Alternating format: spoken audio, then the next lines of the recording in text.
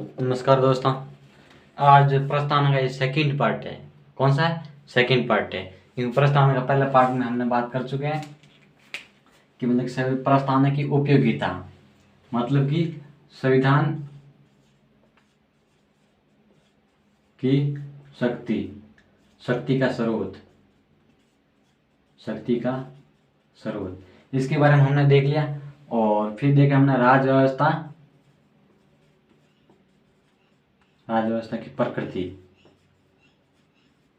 प्रकृति, इसका मतलब क्या होता है? राजव्यवस्था यानी कि हमारे राज्य की व्यवस्था किस प्रकार है।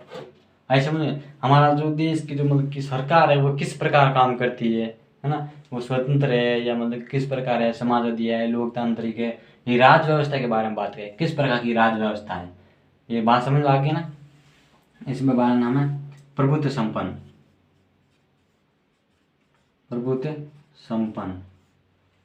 और ये हमने मतलब कि कंप्लीट कर लिया। और समाजवादी ये भी कर लिया। पंथ निरपेक्ष ये भी कर लिया। अब लोकतांत्रिक, क्या है? लोकतांत्रिक। अब बात करेंगे लोकतांत्रिक मतलब क्या होता है? यानी कि जनता द्वारा, है ना, जनता की सरकार, जनता द्वारा चली जाने वाली सरकार। ऐसी जो मतलब कि देश जहाँ पर जनता स्वतंत्र रूप से शासन करती है, जनता खुद है वो सरकार चलाती है। इसका मतलब क्या हुआ? जनता जो अपने इच्छा अनुसार जो प्रतिनिधि चुनती है, वो प्रतिनिधि मिलकर जब सरकार बनाते हैं, तो ये किसके अनुसार चली है? मतलब कि जनता के अनुसार चली। किसके अनुसार? जनता के अनुसार चली। लोकतांत्रिक। गणराज्य क्या है? गणराज्य क्या है? गणराज्य। इसका मतलब क्या होता है? इसका मतलब ये होता है कोई भी राज्य, मतलब कि कोई भी राज्य, किसी भी राज्य का राजा अध्यक्ष, वो मतलब कि कह सकते हैं जो राजा अध्यक्ष, मतलब कि जो कह सकते हैं राजा अध्यक्ष होता है, वो मतलब कि परंपरा अनुसार, है ना, वंशानुगत। यानी कि इसका मतलब ये नहीं कि इनके पिताजी भी मतलब राजा थे, ये भी, इसका पुत्र भी राजा बनेगा, इसके बेटा भी राजा बनेगा, है ना, इसका पोता भी राजा बनेगा। ये इस प्रकार प्रक्रिया नहीं होनी चाहिए, बल्कि जनता द्वारा चुने हुए प्रत्यक्ष या अप्रत्यक्ष रूप से, जैसे हम क्या कहेंगे, मतलब कि गणराज्य, है ना, क्या कहेंगे? गणराज्य। जहाँ पर प्रत्यक्ष या अप्रत्यक्ष रूप से जो राज्य अध्यक्ष, यहाँ पर राष्ट्रपति चुना जाता है, वहाँ पर कौन सी प्रक्रिया होती है? गणराज्य। तो ये मतलब राजव्यवस्था की प्रकृति, ये हम साबित होता है, ये हमें बताती है कि जो हमारे राज्य की प्रकृति किस प्रकार है ना। राज्य की प्रकृति वो गणराज्य है। किस प्रकार है? गणराज्य है। राज्य की प्रकृति किस प्रकार है? लोकतांत्रिक है। किस प्रकार है? लोकतांत्रिक है। राज्य की प्रक्रिया किस प्रकार? पंथ निरपेक्ष है। किस प्रकार की है? पंथ निरपेक्ष। इसका मतलब है किसी भी प्रकार का कोई भी धर्म का सपोर्ट नहीं करना, है ना, यानी किसी भी मतलब कि राज्य का खुद का कोई भी धर्म नहीं होता है, लेकिन आवश्यकता पड़ने पर धर्म का हस्तक्षेप कर सकता है। कोई भी धर्म होता है जिसके धर्म पर साथ अन्य मतलब कि अत्याचार होता है, यदि कोई धर्म है शक्तिशाली के रूप में उभरता है, वो एकता अखंडता को नुकसान पहुंचाता है, तब सरकार वहाँ पर हस्तक्षेप कर सकती है। समाजवादी हो गया, समाज के क्षेत्र में काम करना। प्रभुत्व संपन्न, जहाँ पर किसी भी प्रकार का मतलब कि अधिकार नहीं होगा, मतलब वो स्वतंत्र रूप से निर्णय लेना, ये क्या होगी? प्रभुत्व संपन्न, मतलब कि प्रभुत्व संपन्न समाज, है ना, प्रभुत्व संपन्न शासन, यानी कि प्रभुत्व संपन्न देश, है ना, जहाँ पर स्वतंत्र रूप से निर्णय ले सके। आगे देखते हैं।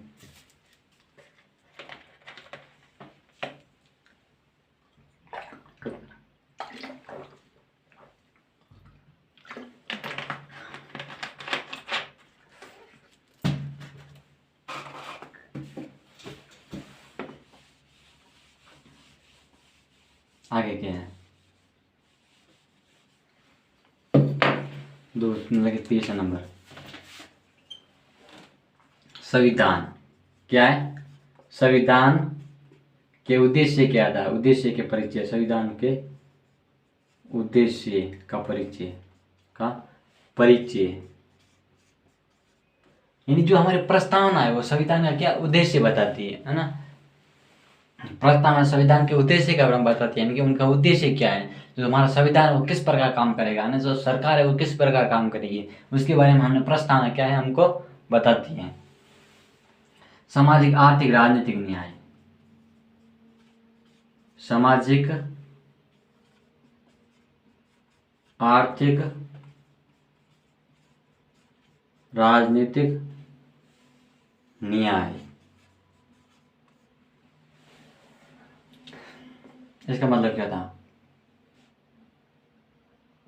सामाजिक, मान लीजिए दो प्रकार के मतलब समाज है ना, मतलब ये भी समाज है और बी भी समाज है, और ये उच्च वर्ग, ये निम्न वर्ग।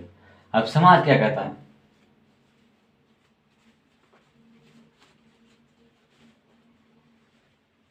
है ना, समाज क्या कहता है, समाज ये कहता है कि भाई दोनों के मतलब कल्याणकारी कार्य करना। समाज क्या कहता है, दोनों के कल्याणकारी कार्य करना, यानी कि जो हमारी सरकार है वो इन दोनों के कल्याणकारी कार्य करेंगे।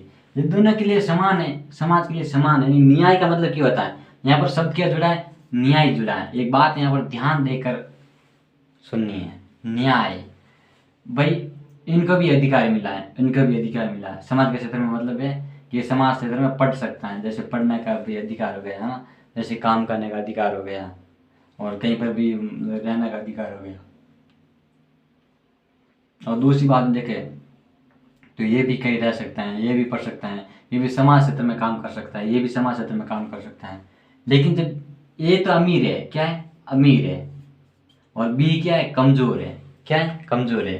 जब ये कमजोर है, क्या ये समाज के क्षेत्र में काम कर पाएगा, बी मान लीजिए ये कमजोर है, ये क्या समाज के क्षेत्र में काम कर पाएगा, नहीं कर पाएगा।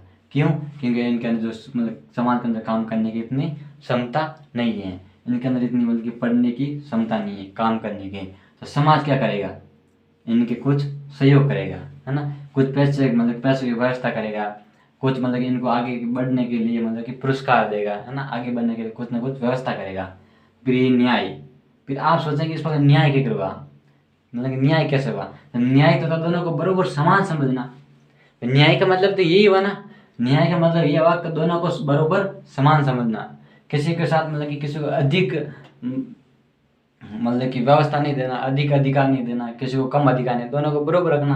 आप कहेंगे साहब इनको अधिक अधिकार दिया है बी को, ऐसा क्यों, क्योंकि हमारे जो संविधान के अनुसार यही नियम है, नहीं ये नियम है कि जो पिछड़ा वर्ग है, पिछड़ा वर्ग को कुछ ना कुछ मतलब कि सहयोग मिलना चाहिए। जब इनको सहयोग नहीं मिलेगा तो ये अपने देश के बारे में क्या सोचेंगे, है ना, इनको मतलब खाने को भी नहीं मिलेगा, ये समाज के बारे में क्या समझ पाएंगे। भाई जिसको मतलब पेट भी भरना है, और यदि उसका पेट भी पूरे मतलब नहीं भर पा रहे हैं, तो क्या वो समाज के बारे में सोच पाएंगे, बिल्कुल नहीं सोच पाएंगे। इसलिए अब इसका काम क्या करेंगे, ये काम कौन करेगी, सरकार करेगी। अनुच्छेद 38, 39, 39A, 39B और 41, 42, 43, इन अनुच्छेदों के माध्यम से राज्य का ये कर्तव्य बनता है ना, नीति निर्देशक तत्व में ये कर्तव्य बनता है मतलब कि जो सरकार है वो इसके बारे में एक्शन ले, आई समझ में। और मूल अधिकार मतलब कि 14वें, 15वें, 16वें, 17वें, 23वें इन अनुच्छेदों के माध्यम से बताए गए मौलिक अधिकार क्या है, मतलब मूल अधिकार है, जिसके माध्यम से मतलब कि उस मतलब कि गरीब होता है, जो बी वर्ग होता है उसका हनन नहीं होता है, क्या नहीं होता, बी वर्ग का हनन नहीं होता है। आर्थिक, अब आर्थिक देखिए, इस आर्थिक का मतलब क्या होता है कि मान लीजिए ये सी है ना, ये डी है, हम लगातार ए भी नहीं लेंगे, ये सी है क्योंकि आप कहेंगे सारा एक ही साथ ले रहे हैं। हम मान लीजिए सी और डी है, और सी मतलब कि इसके पास खूब पैसा है,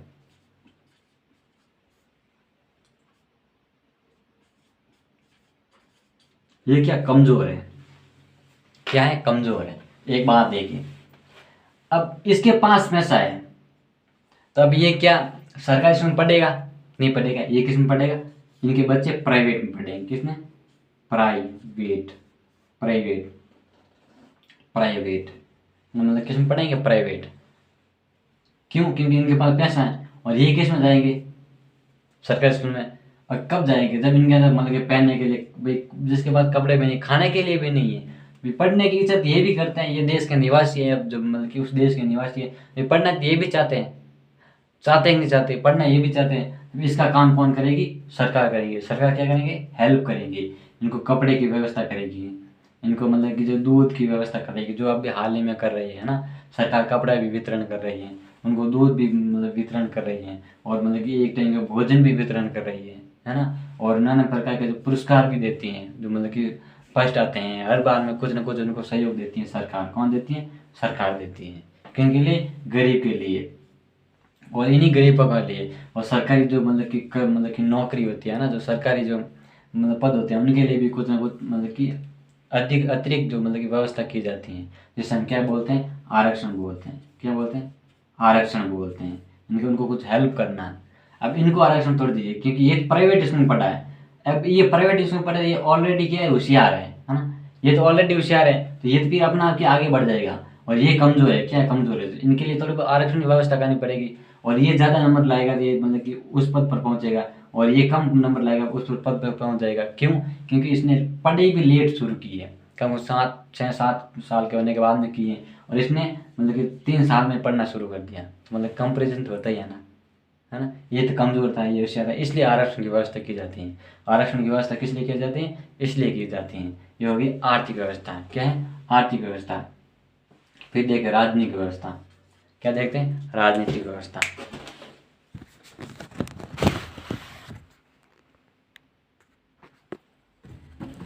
कभी कभार कैमरा बीच में बंद हो जाता है अपना आप ही। उस पिछली क्लास में ऐसा ही हुआ था, कैमरा बंद हो गया था बीच में, तब बाकी तब वो क्लास एक साथ हो जाती। संविधान के उद्देश्य का परिचय है ना, सामाजिक आर्थिक राजनीतिक न्याय। अब राजनीतिक न्याय क्या है? वोट, यानी कि मतलब वोट देने में, अब चुनाव होता है, चुनाव के अंदर इसको कुछ ना कुछ मतलब कि बराबर अधिकार मिलना चाहिए। अब ई और एफ अब आगे लेते हैं, एक साथ नहीं लेंगे, सेम नहीं लेंगे। और ई और एफ क्यों? क्योंकि देख ई और एफ राजनीतिक क्षेत्र में दोनों को बराबर अधिकार, ये भी वोट देगा, ये भी वोट देगा। इसका मतलब ये नहीं है कि ये वोट नहीं देगा, ऐसी व्यवस्था नहीं होनी चाहिए। दोनों को बराबर अधिकार मिलना चाहिए वोट के क्षेत्र में। और जो ऐप है ये कमजोर है, तो इनके पे जो ये जब चुनाव लड़ते हैं ना, ये कमजोर वर्ग चुनाव लड़ना मतलब कि ये भी सरकार बनाना चाहते हैं, तो सरकार में ये भी हिस्सा लेना चाहते हैं, तो इनके लिए अलग से व्यवस्था की जाती है ना। जैसे महिलाओं के लिए मतलब सीटें का आरक्षण करना, तो SC ST के होते हैं उनके लिए भी सीटें का आरक्षण मतलब कि व्यवस्था करना। ये काम कौन करेगा? ये न्याय। जब ये इस प्रकार न्याय मिलेगा, तो फिर ये क्या हो जाएगा? सामाजिक आर्थिक राजनीतिक न्याय। आई समझ में? ये संविधान के उद्देश्य है।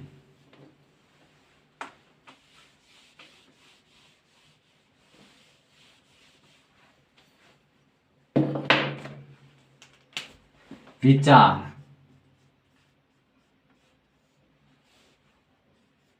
अभिव्यक्ति,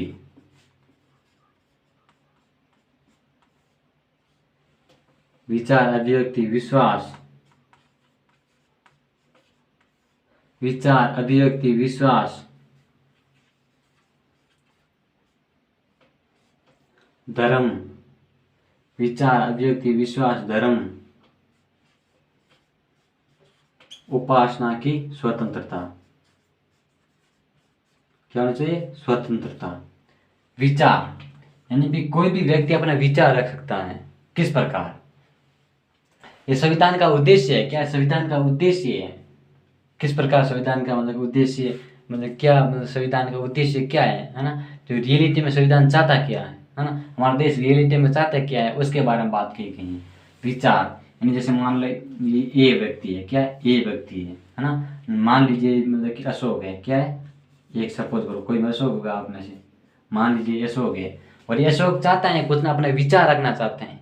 क्या विचार रखना चाहता है? या अपने सरकार के बारे में, या अपने समाज के बारे में, है ना, या अपने परिवार के बारे में, या कहीं पर अन्याय हो रहा है उसके बारे में, या पर किसी मान लीजिए जैसे महिला होती है, जैसे किसी मतलब कि कोई भी लड़की होती है, कोई भी लड़का होता है ना, उसके बारे में यदि अन्याय होता है, उसके साथ अन्याय होता है, तो ये अशोक अपना कदम उठा सकता है, ये बोल सकता है, ये विचार रख सकता है ना, मतलब कि अपना पक्ष ले सकता, मतलब कि अपना विचार रख सकता है। तो इसके बारे में क्या इनको क्या होनी चाहिए? स्वतंत्रता होनी चाहिए। क्या होनी चाहिए? स्वतंत्रता होनी चाहिए। ये क्या है? विचार है। अभिव्यक्ति, अभिव्यक्ति का मतलब बोलना होता है ना, अपना बोलना, लगातार बातचीत करना, अभिव्यक्ति यानी स्वतंत्रता होनी चाहिए, मतलब बोलने के बारे में, है ना। ये तो अपना विचार रखता है और ये कहता है बोलना, है ना, बोल सकते हैं कहीं पे भी बातचीत कर सकते हैं, इसके बारे में किसी की प्रकार की रोक नहीं होनी चाहिए। अभिव्यक्ति की स्वतंत्रता। फिर होता है विश्वास। क्या होता है? विश्वास। मान लीजिए यही अशोक है और इधर क्या है, दूसरा नाम ले लेता है, सुनील लेता है। क्या लेता है? सुनील। अब ये भी दोस्त है, ये दोनों क्या दोस्त हैं। अब दोस्त है तो इनका मतलब दोस्ती भी बननी चाहिए, है ना, दोस्ती की बननी चाहिए, ये साथ में रहने चाहिए, घूमना चाहिए, है ना, विश्वास होना चाहिए। ये मतलब सुनील है अशोक पर विश्वास करना चाहिए और अशोक ये सुनील पर विश्वास करना चाहिए। और जब दोनों आपस में ये विश्वास करता ना, तो ये इसकी स्वतंत्रता होनी चाहिए, है ना, स्वतंत्रता होनी चाहिए, विश्वास की स्वतंत्रता, एक दूसरे पर विश्वास करना, ये क्या है? स्वतंत्रता होनी चाहिए। जब स्वतंत्रता होगी तो फिर क्या हमारा संविधान, मतलब देश क्या है, आगे बढ़ेंगे। तो क्या है? विश्वास, है ना, विश्वास की स्वतंत्रता है, एक दूसरे पर विश्वास करना। फिर होता है मतलब कि धर्म। क्या होता है? धर्म। हम मतलब कि कोई भी धर्म अपना सकता है, अनुच्छेद 24 से लेकर 28 तक बात कही गई है, किसी भी धर्म को अपना सकता है। अब मान लीजिए ये मतलब कि यही सुनील था,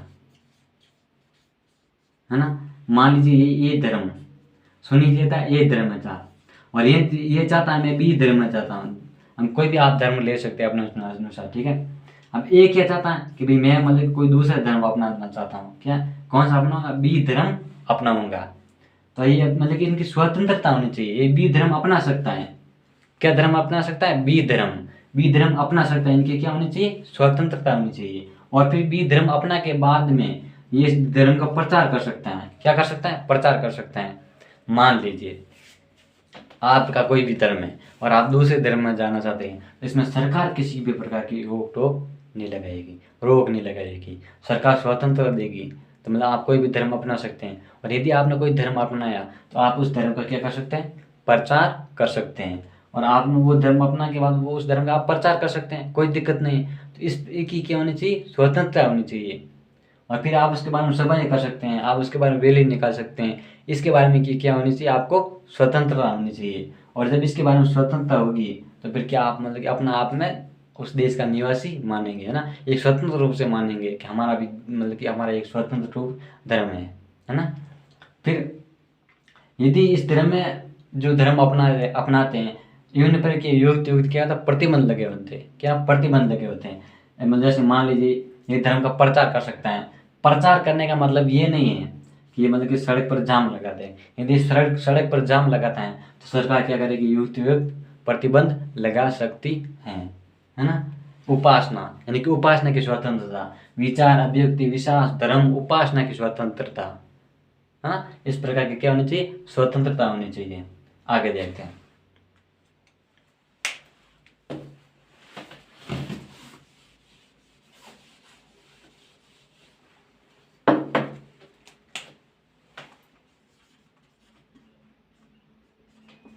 अवसर व प्रतिष्ठा की स्वतंत्रता। प्रतिष्ठा की स्वतंत्रता। अवसर व प्रतिष्ठा की क्या होनी चाहिए? स्वतंत्रता होनी चाहिए। इसका मतलब क्या? मान लीजिए ए है ना। अब ए क्या चाहता है? इसकी क्या मतलब कि अवसर है ना, ये किसी भी मंदिर में जा सकता है, ये कहीं पे भी बातचीत कर सकता है, कहीं पे भी रह सकता है, कहीं कहीं पे भी सो सकता है ना, कहीं पे भी रूम है वो किराया ले सकता है। इनकी क्या होनी चाहिए? स्वतंत्रता होनी चाहिए। ये किसी भी होटल में बैठ सकता है, खाना खा सकता है ना, और ये किसी भी मतलब कि क्षेत्र में जा सकता है। इस प्रकार की इनकी क्या होनी चाहिए? स्वतंत्र, है ना। तो प्रतिष्ठा, है ना, अवसर, इनके बारे में क्या मिलना चाहिए? अवसर मिलना चाहिए। और प्रतिष्ठा ये मतलब कि प्रतिष्ठा का मतलब प्रतिष्ठा अवसर, पहला प्रतिष्ठा लगाते हैं, वो तो सेम ही है लेकिन ये लगाने से ठीक रहता है।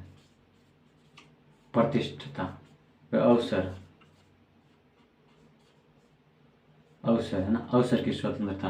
प्रतिष्ठा का मतलब क्या है? उनकी इज्जत, है ना, इज्जत का सवाल है। वो इसके अनुसार कोई भी धर्म मतलब कि किसी भी मतलब कि जगह जा सकता है, बैठ सकता है, भोजन कर सकता है किसी भी होटल में, और कहीं पे भी पढ़ सकता है, कहीं किसी भी मंदिर में जा सकता है। इसकी मतलब कि प्रतिष्ठा, यानी कि प्रतिष्ठा प्रति क्या ना अवसर, इसके ये अवसर मिलना चाहिए और ये स्वतंत्रता होनी चाहिए। क्या होनी चाहिए? प्रतिष्ठा, अवसर की समता, स्वतंत्र नहीं, समता है। क्या है? समता। धर्म की स्वतंत्रता होती है, क्या है? समता, यानी समान न्याय मिलना चाहिए। समता ने बरोबर समान होना चाहिए। ए भी जा सकता है और बी भी जा सकता है, जहां पर ए जाता है वहां पर बी भी जा सकता है।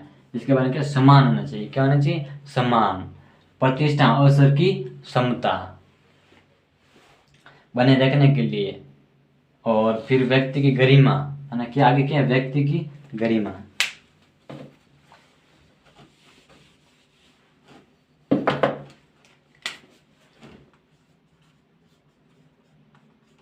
व्यक्ति की गरिमा क्या है? व्यक्ति की गरिमा, इसका मतलब क्या है? वह राष्ट्र की एकता, एकता, व्यक्ति की गरिमा व राष्ट्र की एकता, एकता तथा अखंडता, व्यक्ति की मतलब कि व्यक्ति की गरिमा व राष्ट्र की एकता तथा अखंडता व बंधुता बढ़ाने के लिए, अखंडता व बंधुता बढ़ाने के लिए दृढ़ संकल्प उगता है।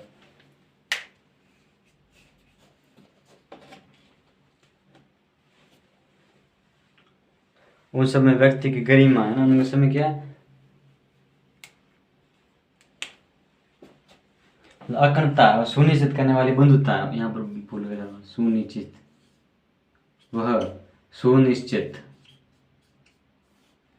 सुनिश्चित करने वाली बंधुता, करने वाली बंधुता,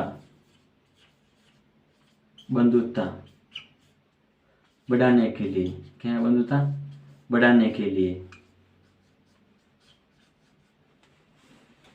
अब ये क्या बताएं? कैमरा चल रहा है ना? चल रहा है, बीच में बंद होता था कभी कभार ये। अब इसका मतलब क्या है?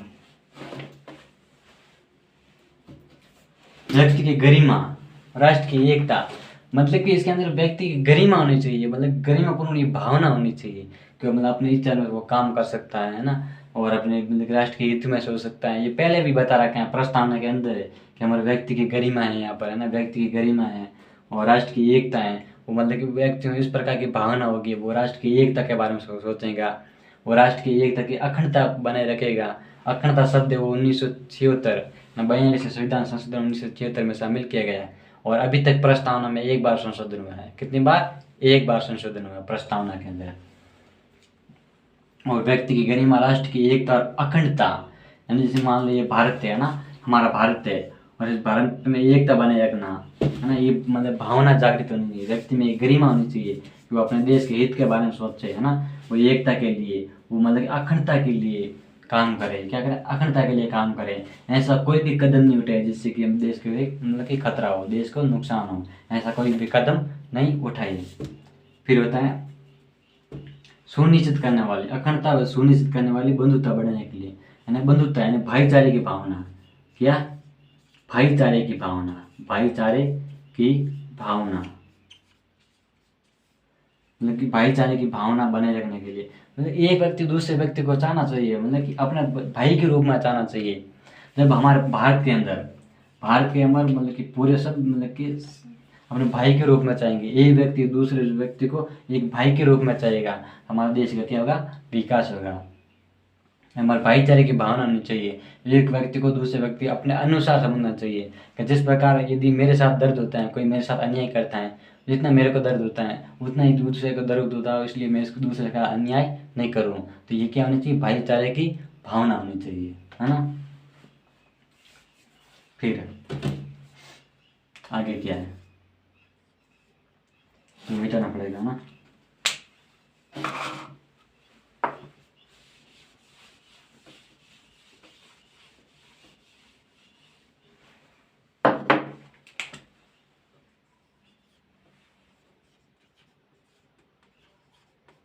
संविधान के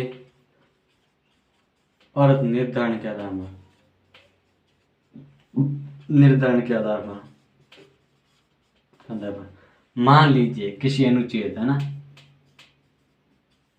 किसी अनुच्छेद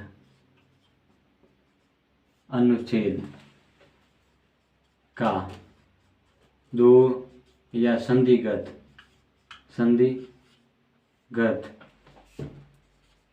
या अनिश्चित अर्थ निकलता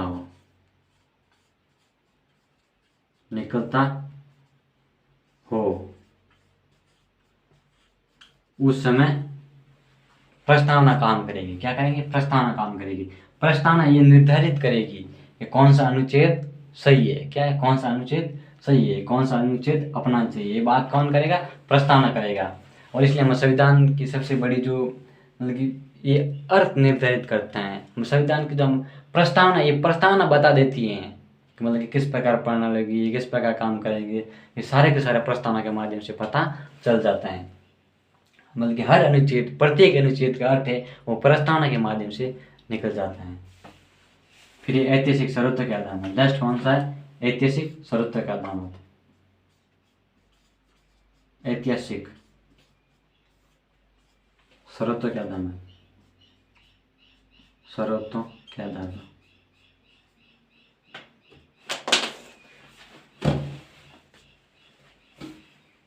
सर्वोत्तम के आधार पर, शुक्ल सप्तमी तृतीय,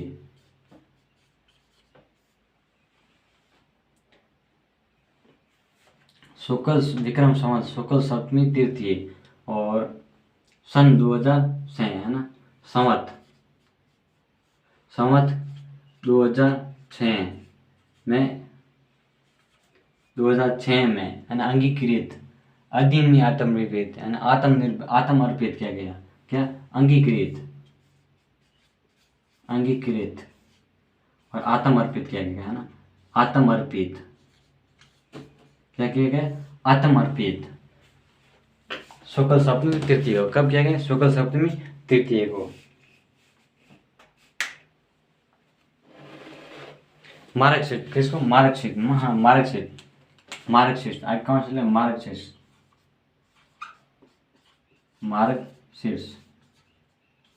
मार्कशीट शुक्ल सप्तमी तृतीय, है ना, यानी कि 26 नवंबर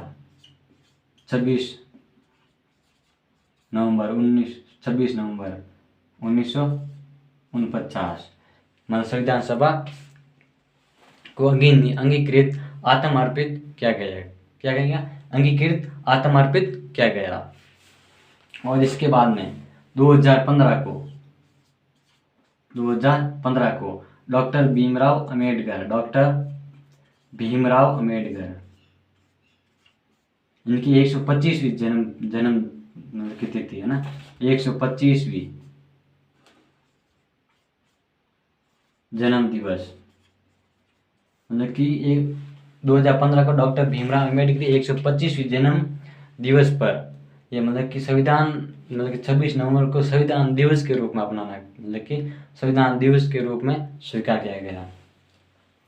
संविधान दिवस के रूप में संविधान दिवस मनाना शुरू किया, दिवस के रूप में मनाना शुरू किया।